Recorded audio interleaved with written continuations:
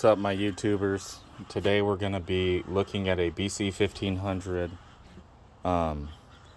We had a problem with the smart feed. When you put a misshaped log in there, sometimes the roll feeders need to go back and forth in order to chew it. And this can be a common problem sometimes. It's actually really simple, but a lot of people are intimidated by it. But once I simplify it for you right now, you'll have a pretty good understanding of it. So the system consists of the ECU, the smartfeed ECU, right there. Kind of got a feeling that one might be upside down, but I don't think it matters. Never seen that, but it's working now. It has your pressure switch and the wiring in between, okay? So what happens is I put a misshaped log in, and the log sees, I took it home because I'm like, it's a little bit later. I didn't feel like staying ridiculously late at work.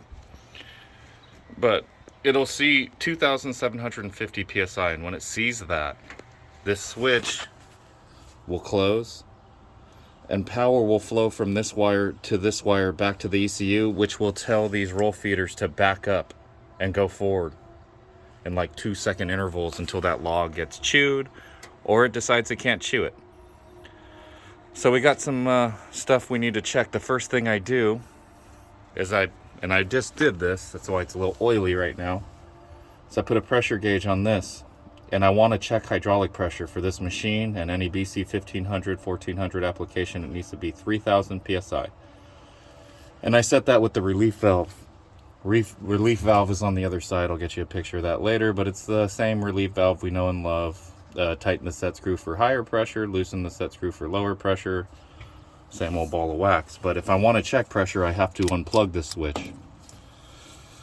Why do I have to unplug it? Because maybe you have an intermittent switch problem. If you unplug the switch, that's going to give you your most accurate hydraulic pressure reading. I highly suggest that you do that.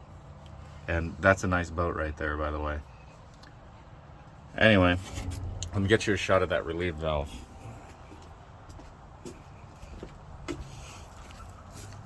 Relief valve's on this side. So you just loosen the jam nut right there. I didn't have to do anything because it was set to 3K. And then you would turn that Allen if clockwise is higher pressure, counterclockwise is lower. Don't ask me how many turns for PSI because I usually just go like a turtle on these and get it dead on. When people call me, I always say, set it to 3,000, but make sure you set it on the rise. That's any relief valve. You always want to make sure when you set it that the pressure was set on the increasing side of it. If it was set on the decreasing side, like if you had to lower it to 3,000, you actually have to go past it, go to like 29 and then back to 3,000. What that does is it seats that relief valve so it won't move. Just always know you need to set it on the rise. So we got, on this one we had a bad pressure switch, and how I was able to determine that was with the gauge on that port I showed you. I had 3,000 PSI. So then I plugged in the switch, and with my DVOM, I noticed that the switch would not close. So it was going, this is how it normally is. It's in the normally open position. When it sees 2750, it needs to go to that, and it wasn't doing that. And what close means is the electrons should flow through the switch when it sees at least 2750, but I gave it 3,000 and it wasn't closing. So this switch was hanging. I put in a new switch and we're off to the races. You can occasionally find like an open circuit on these or a short circuit, but for the most part, it's your pressure switch or your relief valve got, like over time, they'll actually start decreasing pressure, and you have to come and adjust that set screw on that relief valve to raise it back to 3,000, because for some reason, if it, let's say that the relief valve dropped to 2,700, you wouldn't notice the roll feeders having less power. I mean, if you were like incredibly into these, maybe you could. The only thing you would notice is that they weren't backing up, because it takes 2,750 in order to close that switch.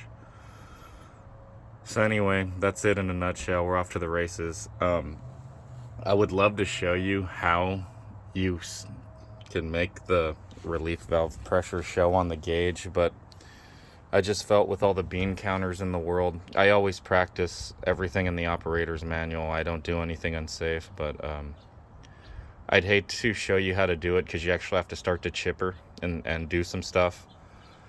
And I'd hate to show you something that somebody tried, but just know that only trained professionals should do it, and always follow your operation and maintenance manual when it comes to brush chippers, because you need to be afraid of them. Anyway, thanks for watching.